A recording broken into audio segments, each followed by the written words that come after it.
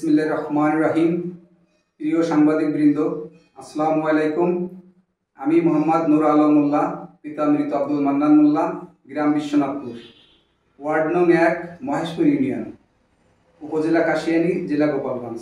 এই মর্মে জানাচ্ছি যে বিগত আওয়ামী লীগ সরকারের আমলে মহেশপুর ইউনিয়নের 1 নং ওয়ার্ড আওয়ামী লীগের কমিটির বন ও পরিবেশ বিষয়ক সম্পাদক হিসেবে আমার নাম দেওয়া ছিল, যা আমি জানতাম না, এবং এই পদের হয়ে আমি কোনো প্রকার দায়িত্ব পালন করি নাই, এবং আমি এই উক্ত পদ থেকে এবং বাংলাদেশ আওয়ামী লীগের সকল কার্যক্রম থেকে স্বেচ্ছায় আপনাদের মাধ্যমে, সাংবাদিক সম্মেলনের মাধ্যমে আমি স্বেচ্ছায় পদত্যাগ করছি।